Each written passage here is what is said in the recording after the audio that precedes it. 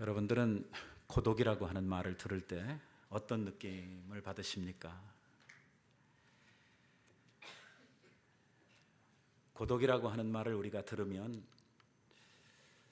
왠지 좀 안타깝고 뭔가 마음의 병을 앓고 있는 이러한 사람 같은 느낌을 우리들이 받는 것이 일반적인 이러한 생각입니다. 그래서 사람들은 고독한 것을 좋아하지 않습니다. 사람들은 많은 사람들과 더불어 어울리고 즐기고 수다 떨고 시간을 함께하고 하는 이러한 것들을 좋아합니다. 그래서 근자에 와서 제일 인기 있는 사람은 사람들을 잘 웃기고 유머 감각이 풍부한 이러한 사람들이 사람들 앞에 인기가 있는 것을 보게 됩니다. 그렇지만 우리 그리스도인들의 삶은 항상 이렇게 복잡하고 바쁘고 막 떠들썩하고 이러한 것이 좋은 것만은 아닙니다. 우리가 그리스도인으로서 하나님의 은혜를 누리고 살려고 하면 우리 스스로가 우리들 스스로를 좀 고독하게 만드는 이러한 시간들이 우리들에게 필요합니다. 너무나 바쁜 일과에 우리들이 치여가는 그것도 문제고, 많은 사람들에게 우리가 시달리면서 사람들과 더불어서 정말 별 의미 없는 말들을 너무 많이 하는 것도 우리들에게 있어서 문제입니다. 오늘 우리들이 가져야 할 거룩한 고독은 하나님을 홀로 대면할 수 있는 시간, 그리고 이 시간을 통해서 우리가 영적으로 하나님 앞에 나아갈 수 있는 이러한 시간을 얻기 위해서입니다. 우리가 세상에 있는 것들과 결별하고 복잡한 우리의 주변과 환경으로부터 떠나지 아니하면 하나님을 깊이 경험하는 것이 쉽지 않기 때문입니다. 우리 주님께서는 우리가 예배를 아무 데서나 드릴 수 있다고 이야기를 했습니다. 산에서도 드릴 수 있고 들에서도 드릴 수 있고, 우리 예수님께서는 어느 곳이든지 마음만 있으면 하나님을 예배할 수 있지만, 그래도 우리는 장소를 구별해서 하나님 앞에 이렇게 예배를 드립니다. 왜냐하면 우리가 이렇게 시간과 장소를 구별하는 것은 세상으로부터, 바쁜 일과로부터, 또 우리들이 살아온 삶의 이 정황으로부터 떠나서 하나님과 우리들이 대면하고 하나님과만 나누는 영적 시간을 위해서 우리가 이러한 시간도 장소도 구별해서 하나님 앞에 나오는 것입니다. 과거에 참 하나님 앞에 귀하게 쓰임을 받았던 우리의 영적 선배들을 보면 하나님 만나기를 아주 사모했던 이러한 사람들이고, 그들은 바쁜 이러한 일과 속에서도 영적으로 깨어서 하나님과 대면하는 시간을 가졌던, 다시 말하면 스스로 혼자 되어 하나님과 영적 교통을 나누는 영적으로 거룩한 고독을 일삼았던 이러한 사람들이었던 것을 우리들이 보게 됩니다. 예수님께서도 일찍이 이 세상에 계실 때에 눈코 뜰 새 없이 예수님 사역하시는 가운데 바쁘셨지만, 예수님께서 한 밤으로 새벽에 일찍 미명에 일어나셔서 산으로 들로 나가셔서 홀로 하나님과 대면하는 이러한 시간을 가지셨던 것을 우리는 성경에서 찾아볼 수가 있습니다. 사실 예수님은 본인 자신이 하나님이시고 누구에게 능력의 부음을 받을 필요가 없으신 분인데도 불구하고 우리 주님은 이 세상 계시는 동안에 우리가 살아가야 할 우리의 거룩한 삶의 본을 우리에게 보여주시기 위해서 오늘 우리 그리스도인들이 어떠한 이 한적한 시간, 조용한 시간, 또 주님과 교통하는 이러한 거룩한 고독한 시간을 우리들이 나누어야 할지를 예수님께서 친히 홀로 보여주셨던 것입니다. 엘리야가 그릿시냇가에서 또 사르밧에서 한 3년 반 동안 아무와 만남도 없고 하는 일도 없이 3년 반 동안 뭐하고 지냈냐면 하나님과 깊은 이러한 기도의 교통, 하나님과 이러한 거룩한 만남을 힘쓰면서 3년 반을 지났습니다. 사도 바울이 예수님 만나고 난 다음에 다메섹에서, 그 다음에 사도로 부르심을 입어 일하기 전까지 광야로 나아가서 3년이 넘는 세월을 하나님과 대면하여 홀로 주님과 그 거룩한 교통을 지내는 이러한 시간들을 가졌던 것을 우리는 성경을 통해서 보게 됩니다. 우리는 엘리야 하면 대단한 선지자로 생각을 합니다. 엘리야 하면 하늘에서 불을 막 끌어내리는 이러한 대단한 선지자로 생각을 하지만, 그가 불을 끌어내리기까지, 그러한 능력을 가지기까지 하나님 앞에서 계속해서 쌓아온 하나님과의 교통과 하나님과의 관계와 기도의 능력이라고 하는 것, 절대로 우리들이 이것을 간과하고는 이 엘리야의 능력을 알지도 또 논할 자격도 우리들에게 없는 줄로 압니다. 갈멜산의 그 놀라운 승리, 850명의 이방 선지자들과 더불어 싸우는, 하늘에서 불을 끌어내리는, 그래서 갈멜산 제단에 그 제물을 완전히 태워버리고 엘리야가 그 나무와 제물들 위에 부었던 물들로 말미암아 생겨난 또랑에 흐르는 물까지 완전히 다 태워버렸던 이 아주 통쾌한 승리 후에 42절 말씀에 보니까 이런 말씀이 우리들에게 소개가 되고 있어요. 자세히 봐야 돼요. 성경을 볼 때 그냥 쭉 읽어내려가면 놓치기 쉬운 말씀이에요. 아합은 먹고 마시러 올라가니라. 엘리야는 어디로 가니라? 갈멜산 꼭대기로 올라가니라. 자, 하나는 뭐 하러 갔어요? 하나는 먹고 마시러 가고, 하나는 뭐 하러 갔어요? 큰 사건이 있은 후에, 아주 큰 일이 있은 후에 한 사람은 먹고 마시러 가고 한 사람은 기도하러 갑니다. 여러분, 참 놀라운 대조 아닙니까? 이것이 바로 인생의 차이를 만드는 것입니다. 이것이 바로 서로 다른 길을 갈 수밖에 없는, 이 엘리야의 길과 아합의 길이 서로 다르다고 하는 것을 우리들에게 보여주고 있는 아주 중요한 이러한 대목입니다. 오늘 엘리야가 이 갈멜산에 가서 기도하는 이러한 모습을 소개하고 있는 장면은 신약 성경에서 야고보가 아주 강력하게 우리들에게 기도에 대한 본으로 사용을 하고 있는 이러한 내용입니다. 야고보는 야고보서에서 엘리야에 대해서 이렇게 이야기를 했습니다. 엘리야는 우리와 성정이 같은 사람이로되 저가 비 오지 않기를 간절히 기도한즉 3년 6개월 동안 땅에 비가 오지 아니하고 다시 기도한즉 하늘이 비를 주고 땅이 열매를 내었느니라. 이렇게 기록을 하고 있습니다.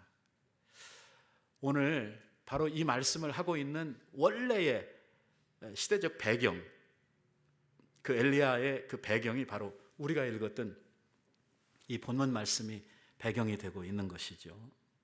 그래서 오늘 우리는 이 본문 말씀을 통해서 엘리야의 이 기도 생활, 오늘 기도의 능력이 우리에게 깃드는 삶에 대해서 같이 말씀을 나누려고 합니다. 그래서 오늘 저는 말씀의 제목을 우리와 성정이 같은 사람이라고 이렇게 정했습니다. 오늘 우리는 엘리야를 대단한 사람, 특별한 사람으로 생각합니다만 야고보는 우리에게 강조해서 이야기하기를 엘리야는 우리와 똑같은 사람이라고 이야기를 하고 있는 것입니다. 다시 말하면 엘리야가 했다면 우리도 할 수 있고, 엘리야의 기도를 하나님께서 들어주셨다고 하면 우리의 기도도 하나님이 들어주신다고 하는 이러한 전제 아래서 이 말씀을 하고 있는 것입니다. 오늘 이 말씀을 우리들이 보고 있으면요, 엘리야가 하나님 앞에 간절히 기도했다. 간절히 기도했다. 이 기도하는 데 있어서 기도자의 마음, 기도자의 태도를 우리들에게 나타내 보여주고 있습니다. 오늘 이 간절한 엘리야의 기도, 그의 기도의 승리는 어디로부터 오는가 하는 것을 우리들이 좀 생각해 보려고 하는데, 그 첫 번째는 뭐냐면 엘리야는 항상 기도할 때에 하나님의 약속을 붙들고 기도합니다. 여러분, 이게 굉장히 중요하고 기도에 있어서 우리가 응답받는 기도에 아주 강력한 이러한 기초가 되는 것입니다. 내가 내 생각대로 기도하는 것이 아니라 뭘 붙들고 기도해요? 하나님의 약속을 붙들고 기도하는 것입니다. 왜냐하면 하나님은 약속을 지키시는 데 있어서 철저하신 분입니다. 하나님은 당신의 약속을 이루시는 데 있어서는 얼마나 신실하신 분인지 우리가 그의 약속을 붙들고 그의 약속을 하나님 앞에 내놓고 기도하게 되면요, 하나님은 반드시 틀림없이 이 기도를 응답해 주시는 것입니다. 오늘 엘리야의 기도가 응답되었다는 것은 단순히 그냥 간절하게 기도했다, 거기에만 그 응답의 이유가 있는 것이 아니라 그가 기도하고 있는 기도의 내용이 하나님께서 말씀하신 말씀을 담고 있었다, 하나님의 약속한 것을 붙들고 기도했기 때문이라고 하는 것입니다. 비가 오지 않을 것이라고 하는 것도 하나님께서 엘리야에게 주셨던 말씀이고, 또 비가 올 것이라고 이야기를 한 것도 하나님이 엘리야에게 주신 말씀입니다. 그러니까 말씀 붙들고 기도하는 것입니다. 여기서 우리가 한 가지 참 이상한 게 있습니다. 아니, 하나님께서 비가 올 거라고 했으면 올 겁니까? 안 올 겁니까? 다시요. 하나님이 비가 올 거라고 했으면 비가 올 겁니까? 안 올 겁니까? 기도를 왜 합니까? 하나님 말씀하시고 온다고 이야기, 엘리야를 불러서 이제 3년 반 동안 비가 오지 아니한 이 땅에 내가 비를 내겠다, 내가 비를 주겠다, 이 땅에 비가 오겠다 이야기했으면 올 거예요, 안 올 거예요? 그냥 기다리면 될 거 아닙니까? 기도를 왜 합니까? 하나님께서 가지신 그 계획, 하나님께서 하신 그 말씀, 오늘 하나님의 뜻이 이루어지도록 하나님께서 주신 약속의 말씀을 붙들고 기도하는 것이 바로 우리들의 사명입니다. 우리들을 향하신 하나님의 뜻, 우리 교회를 향하신, 이 민족을 향하신, 온 세상을 향하신 하나님의 통치와 하나님의 섭리의 약속의 말씀들을 우리들이 붙들고 하나님 앞에 이 말씀들이 이루어지도록, 오늘 이 말씀이 우리 가운데 성취되도록 기도하는 일이 얼마나 중요한 일인지 모릅니다. 우리가 기도하지 아니하면 이러한 것들이 이루어지지 않는다고 하는 것입니다. 에스겔서 36장에 보면은요, 이 사실을 우리들에게 분명하게 이야기를 하고 있습니다. 에스겔서 36장에 이러한 말씀이 나옵니다. 나 주 여호와가 말하노라. 내가 너희를 모든 죄악에서 깨끗하게 하는, 정결하게 하는 그날에 성읍에서 사람들이 거접하게 되며 황폐한 것들이 건축되게 될 것인즉, 이전에 이곳을 지나는 자들의 눈이 황무하게 보이던 그 황무한 땅이 장차 기경이 될 것이라. 사람들이 그 땅을 지나가면서 말하기를, 이 땅이 황무하더니 이제는 에덴 동산과 같이 되었고, 황량하고 적막해 무너졌던 성읍들이 이제는 거민들이 거하고 있다고 하리니, 너희의 사면에서 남은 이방 사람들이 너희 여호와께서 이 무너진 것을 건축하며 이 황무한 자리에 하나님께서 너희를 심으신 줄을 알리라. 나 여호와가 말하였은즉 어떻게 되리라? 그대로 되리라. 그러면 끝나야 되잖아요. 아멘 했으니까. 아니에요. 그 다음에 뭐라고 그러시냐면, 그래도 이스라엘 족속이 이와 같이 자기에게 이루어 주시기를 내게 구하여야 할지니라. 이렇게 말씀합니다. 다 말해놓고 이렇게 해주시겠다고 다 약속하시고, 그 다음에 그래도 너희는 그렇게 되게 해달라고 기도해야 할 것이다. 그래서 우리가 기도해야 되는, 기도에 있어서 가장 강력하고 가장 중요한, 이러한 기도에서 제일 먼저 선행되어야 되는 것은 하나님께서 우리들에게 주신 약속의 말씀이 무엇인가를 붙드는 것입니다. 이게 제일 중요한 일이에요. 뭘 약속을 하셨는가? 성경에는요 7,000개가 넘는 우리를 향하신 약속들이 들어있다고 합니다. 오늘 이 약속을 붙들고 하나님 앞에 기도하는 일이 중요해요. 아브라함 때에 하나님께서 아브라함에게 너희들이 이방에 객이 되어서 400년 동안을 이방 나라에 가가지고선 나그네처럼 지내게 될 것을 말씀하셨습니다. 이제 요셉에 의해서 야곱의 가족들이 애굽으로 이주하게 되고 애굽에서 400년 동안을 살게 될 것을 이야기했죠. 그곳에서 하나님께서는 한 가족을 한 나라로, 한 민족으로 키우시려고 하는 계획을 가지셨습니다. 그리고 그들이 완전히 커서 큰 나라가 되면은 그때 다시 그들의 원래의 자리로 돌이키려고 하는 계획을 하나님께서 가지셨죠. 이러한 하나님의 계획들이 성경 여러 곳에 나타납니다. 시간이 없어서 제가 다 이야기를 못하는데, 그래서 요셉은 이러한 하나님의 뜻을 알고 뭐라고 고백을 하냐면, 형님들이 나를 팔아먹어서 여기 온 거 아니고 하나님이 주의 뜻을 위하여 나를 이곳에 먼저 보내셨다, 뭐 이렇게 벌써 다 이야기하고 있단 말이에요. 약속된 기간은 400년이었어요. 그런데 아무도 기도하지를 않습니다. 어떻게 해달라고? 주의 뜻을 이루어 달라고, 그 약속의 말씀을 성취해 달라고. 이제 약속한 우리의 나그네 인생 400년이 끝났으니까 하나님 우리들을 약속의 땅, 하나님께서 원래 우리 조상에게 주셨던 그 믿음의 땅으로 우리를 돌이켜 달라고 아무도 기도하지 않는 겁니다. 400년 만에 나오지를 못했습니다. 400년 후에 무슨 일이 벌어지냐면 요셉을 알지 못하는 새로운 왕조가 애굽에 생겨나게 되는 것입니다. 애굽 나라에 구테타가 있었다는 것입니다.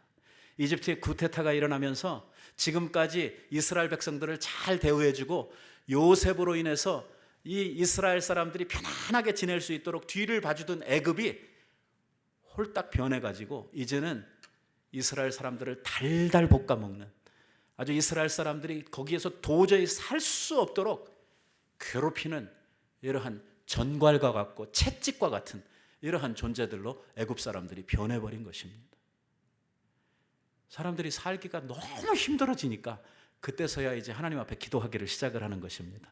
하나님, 도저히 못 살겠습니다. 우리들을 원래 약속하셨던 그 땅으로 보내주십시오. 그래서 모세가 일어나 이스라엘 백성들을 데리고 나오는데 얼마가 걸렸냐면 440년이 걸린 것입니다. 바벨론에 70년 포로로 간 것도 이미 기한이 약속되어져 있었습니다.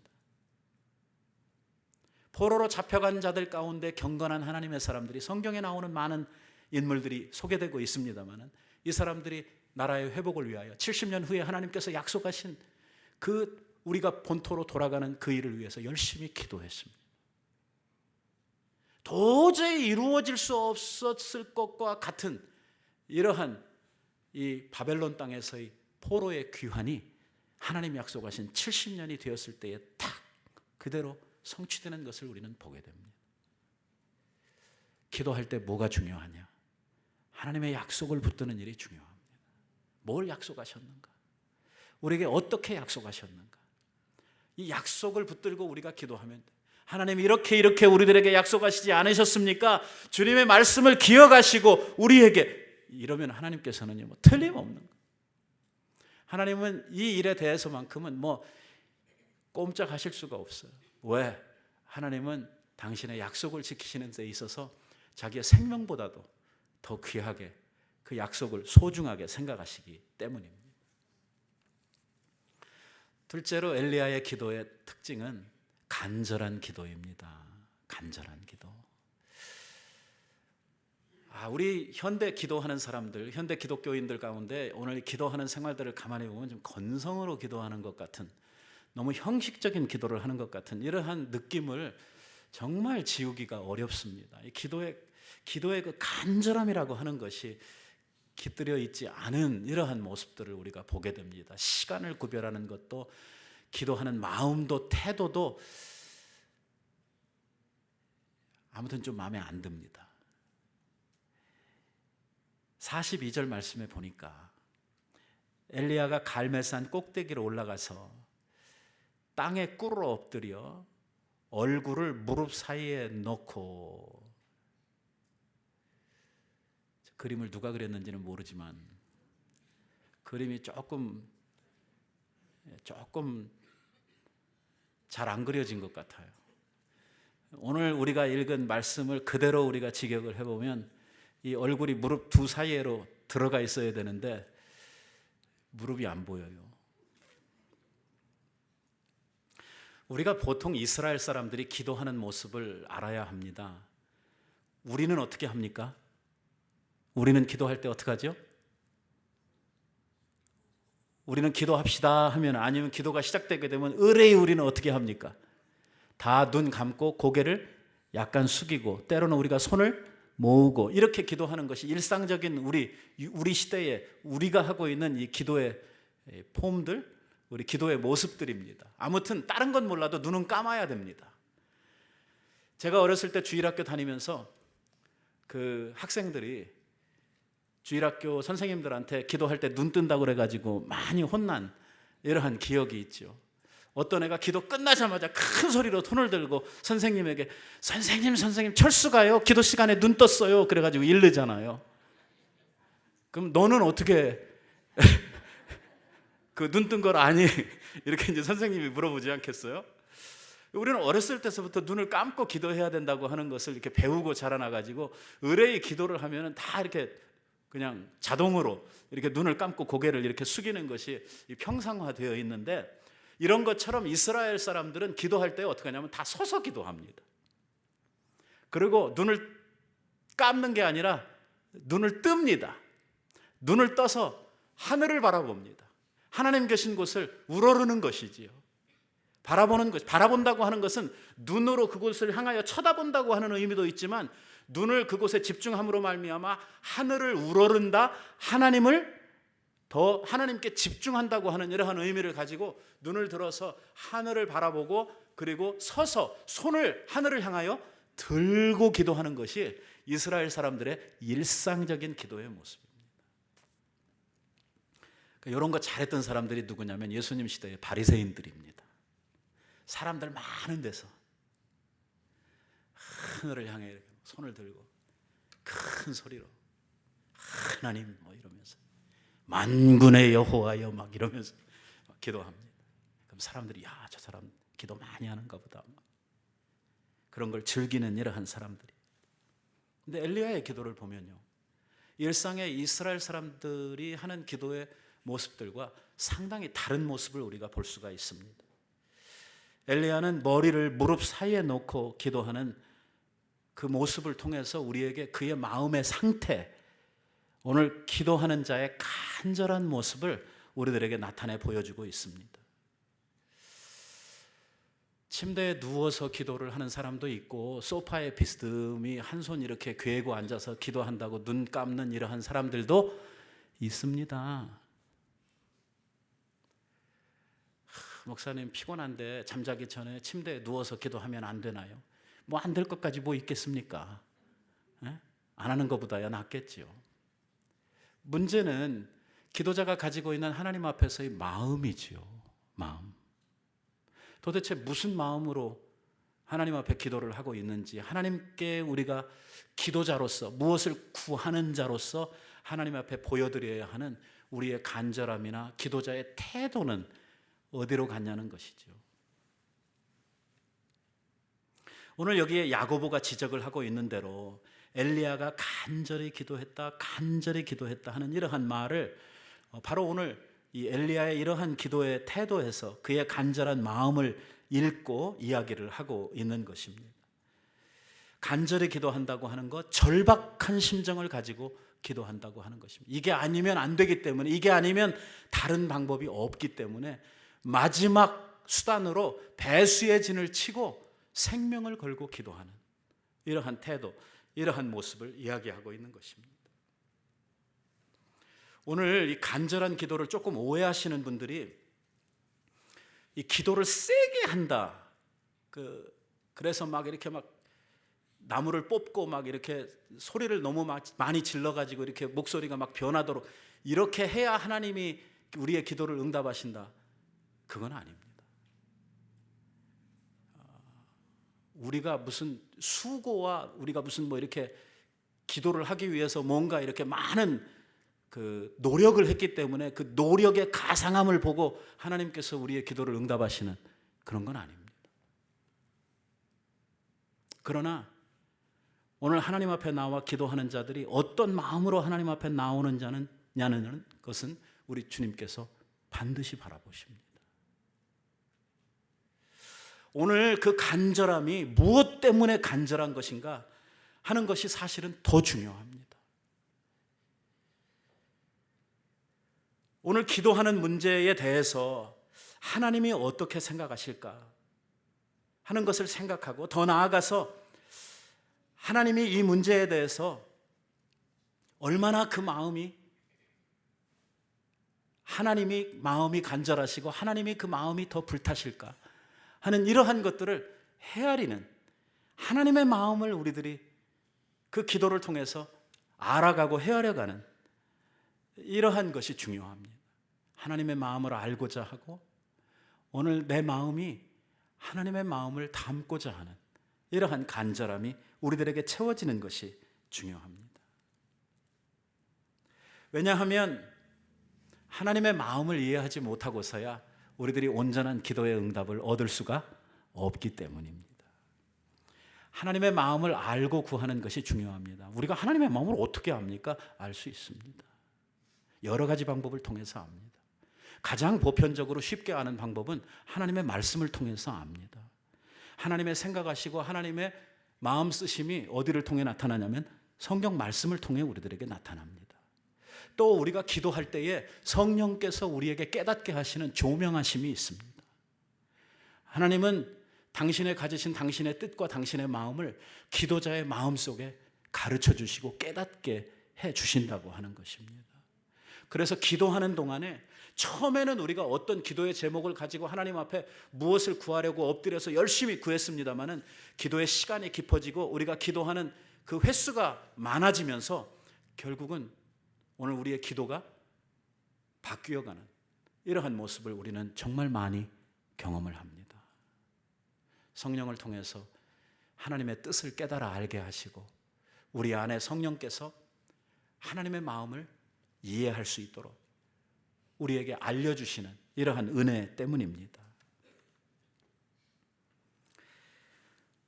여기서 또 한 가지 우리들이 의문을 제기하자고 하면 그러면 하나님이 원하시는 기도의 제목을 가지고 우리가 바른 태도로 기도하면 되지 왜 간절해야만 되느냐 이 문제지요. 왜 우리가 간절해야만 되느냐. 하나님은요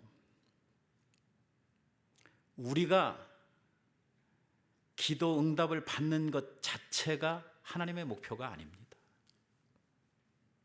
하나님은 하나님의 하시고자 하시는 일들을 얼마든지 당신 원하시는 대로 뜻대로 하실 수 있는 분입니다.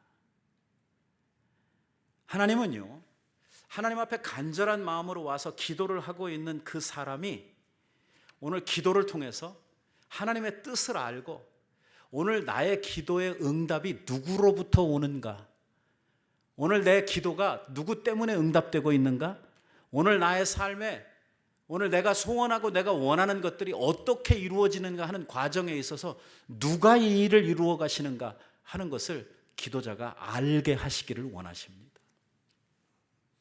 그래서 기도가 빨리빨리 쉽게 응답이 안 되는 거예요. 아무것도 안 했는데 그냥 이루어지지 않습니까? 그냥 한두 번 건성으로 기도했는데 이루어지면은요 이게 꼭 우리가 이게 엉뚱한 대로 삼천포로 가게 됩니다.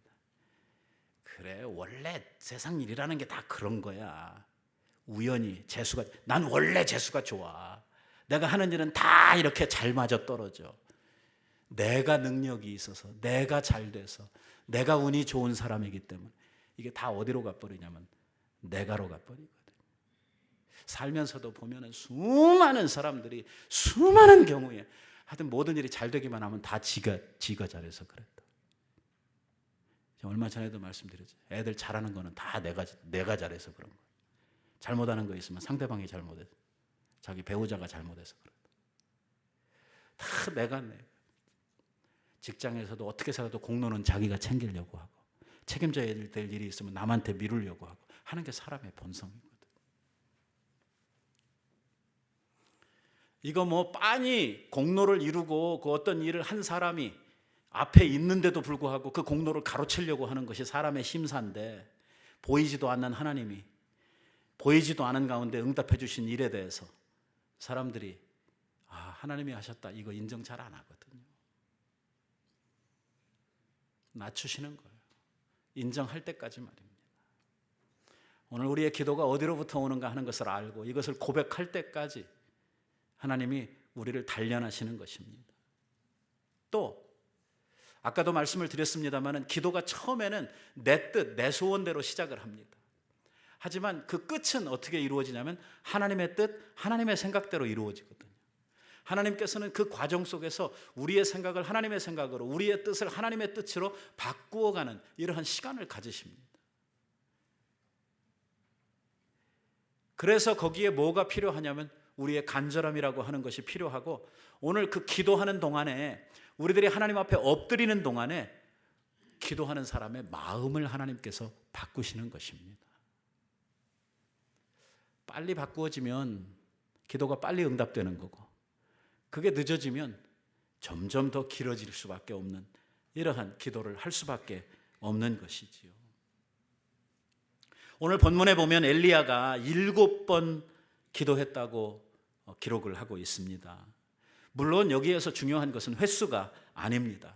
간절한 그의 마음을 표현하려고 하는 것이죠. 한 번이 아니고 두 번이 아니고, 하나님이 약속하신 말씀 붙들고 하나님이 비 주시겠다고 해서 가서 기도를 하고 있는데도 불구하고 이게 쉽게 응답이 오지 않더라는 것입니다. 여러분, 여기 한번 재미있는 일인데 같이 한번 생각을 해봅시다. 하나님의 약속의 말씀을 붙들고 비를 내리기 위해서 3년 반 동안 비가 내리지 않던 그 땅에 비를 내리게 하기 위해서 하나님 앞에 비를 달라고 기도했을 때에 엘리야가 갈멜산에 장소를 구별해서 올라가서 이렇게 간절하게 이 머리를 무릎 속에다 파묻고 기도했을 때에 한 몇 분쯤 기도했다고 생각이 드세요? 그게 성경에 안 나오더라고요. 여러분, 한 30분 했을까요? 1시간 했을까요? 여기서 결코 단정 지을 수 없는. 그런데 그렇게 자기가 충분히 기도했다 라는 확신이 있었기 때문에 종에게 너는 가서 비의 징조가 있는지 가서 보아라 이렇게 말하지 않았겠습니까? 우리가 상식적으로 유추해 볼 때 그렇죠? 그러면 자기의 마음속에 내가 하나님 앞에 이렇게 구했으면 하나님이 들어주시겠다고 하는 충분한 확신을 가지고 가라 할 때까지 시간이 얼마나 걸렸을까? 아마 여기 앉아있는 분들이 시간이 다 다를 것입니다. 아무튼 그 시간이 한 번 지나가고 두 번 지나가고 세 번 지나가는데도 응답이 없는 겁니다. 이걸 7번 했다는 거예요. 그랬더니 그 끝에 가서 손바닥만한 구름이 저 바다 위에 떠올랐다고 하는 이러한 이야기를 하니까 그때 일어나는 것이죠. 모든 기도는 7번 기도해야지 이루어진다? 아닙니다. 아닙니다. 여기에서의 문제는 기도가 만약에 응답되지 않았다고 그러면 8번째, 9번째 이게 계속 갔을 것입니다. 이루어질 때까지. 왜? 하나님의 약속이니까. 여러분, 겟세마네에서 기도하시던 우리 예수님의 기도를 한번 연상해 보시기를 바랍니다. 땀이 핏방울이 되어 떨어지기까지 하나님 앞에 심한 통곡과 눈물로 간구하셨던, 하나님의 온 마음과 그 영혼을 실으셔서 기도하셨던 그 주님의 울부짖음을 한번 생각해 보십시오. 이 기름을 짜는 것 같은 온 몸의 모든 힘과 모든 마음의 고통을 다 들여 그걸 쥐어짜는, 밤새도록 하나님 앞에 자기를 짜내리는 이러한 기도로 하나님 앞에 밤을 새웠던 주님의 기도를 한번 생각해 보세요. 오늘 우리의 기도에 좀 간절함이 묻어 있어야 되지 않겠습니까? 우리가 주님 앞에 모여 같이 기도하자고 할 때 우리의 마음을 조금이라도 주님 앞에 좀 더 모아야 하고 드려야 하고, 정말 저희들이 정성을 조금 더 쏟아야 되는 거 아닌가? 기도하고도 돌았으면 뭘 기도했는지조차 생각도 없고, 기도 응답을 기다리는 마음이 요만큼도 없어서 몇 시간 기도하고 났는데 교회에서 그 다음날 뭐 기도했냐 물어보면 뭐 기도했는지 하나도 몰라. 이쯤이면 기도 하나마나 아니겠습니까?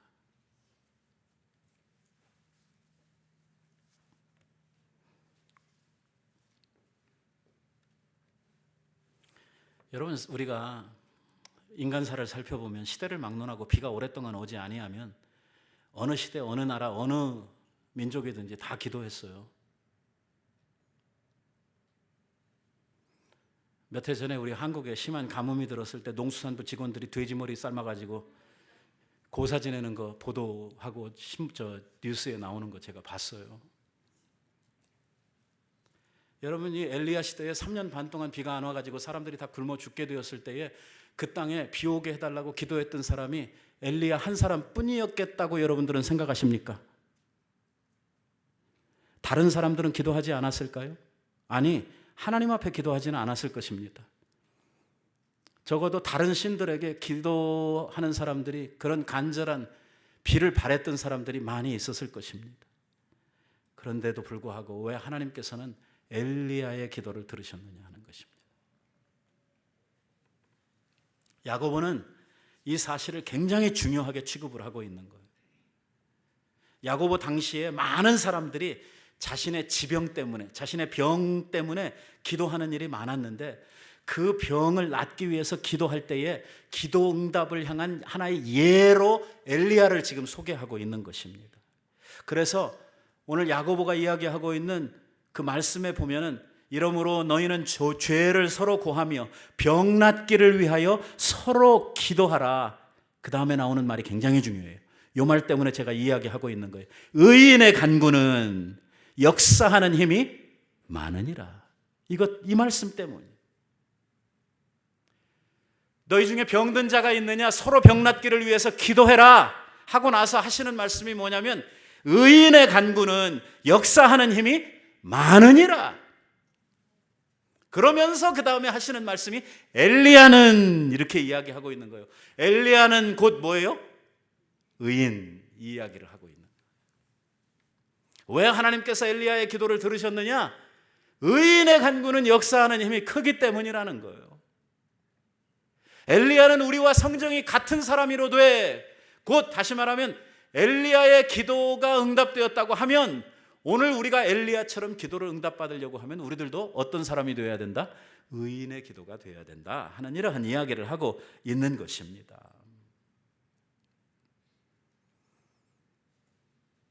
엘리야의 삶은요, 사람들이 지금 가뭄으로 죽어가니까 죽는 사람 너무 불쌍하다, 비가 와서 좀 먹고 살게 해줘야 되겠다, 그런 박애 정신에서 지금 이 기도를 하고 있는 것이 아닙니다. 엘리야의 기도의 간절함은 하나님의 뜻의 실현에 있습니다. 하나님께서 그렇게 말씀하셨기 때문에, 하나님이 이 일을 작정하시고 하나님이 이 일을 행하실 것을 약속하셨기 때문에 주여 주는 주의 일을 행하시옵소서, 그겁니다, 기도하는 것이. 그래서 우리는 엘리야를 의인이라고 하는 것입니다. 그의 기도는 하나님의 의, 하나님의 뜻을 이 땅에 펴기 위함이었습니다. 살아계신 하나님을 온 땅에 선포하기 위해서 오늘 이 비가 필요했던 것입니다. 비를 주관하는 신이 바알이 아니라 비를 주시는 분은 하나님이시다고 하는 것을 분명하게 시대의 백성들에게 선포하고 싶었던 것입니다. 그는 하나님을 위한 의로운 삶을 살기를 원했던 사람이에요. 그래서 하나님께서 그의 기도를 들어 응답해 주시고 있는 것입니다. 그의 이러한 의익이 충천한 이러한 마음이 없었다면 응답도 없습니다. 요한복음에는 우리들에게 이렇게 이야기를 합니다. 너희가 내 안에 거하고 내 말이 너희 안에 거하면 무엇이든지 원하는 대로 구하라. 그리하면 이루리라. 이렇게 말씀을 합니다. 여기 보면 기도 응답의 중요한 조건 가운데 뭘 이야기하냐면 너희는 내 안에 거하라. 또 내 말이 너희 안에 거해야 된다. 다시 말하면 하나님의 말씀과 오늘 우리의 삶이 어떻게 돼요? 하나가 되는 이러한 삶이 이루어지기만 하면 무엇이든지 원하는 대로 구하라는, 그러면 다 이루어지게 될 것이라고 이야기를 하고 있습니다. 그러니까 우리가 오늘 이 사실을 통해서 배우게 되는 것은 무엇이냐면 기도보다 앞서야 되는 것은 우리의 삶입니다. 우리의 삶에 하나님을 구하고 하나님의 뜻을 구하고 하나님의 의를 구하며 살아가는 삶이 우리에게 앞장서야 이러한 사람의 간구, 이러한 사람의 선포를 하나님께서 능력 있게 응답해 주신다고 하는 이러한 말씀입니다. 마음을 다하여 하나님을 사랑하고 하나님을 위하여 살려고 하는 이러한 사람들의 삶에 하나님의 놀라운 기도의 능력이 깃들도록 되어져 있다고 하는 것입니다. 우리 하나님을 사랑하고 주님과 가까이 하는, 주님과 교통하는 거룩한 삶을 여러분들 사시기를 바랍니다. 거룩한 신부로서, 정결한 하나님의 백성으로서 이 시대를 살면서 오늘 어두워진 세대를 밝혔던 엘리야처럼 오늘 우리들도 이 세대를 밝히는 하나님의 종들로 저희들 우뚝 서게 되기를 간절히 소원합니다. 기도하십시다. 자비하신 아버지, 은혜를 감사합니다.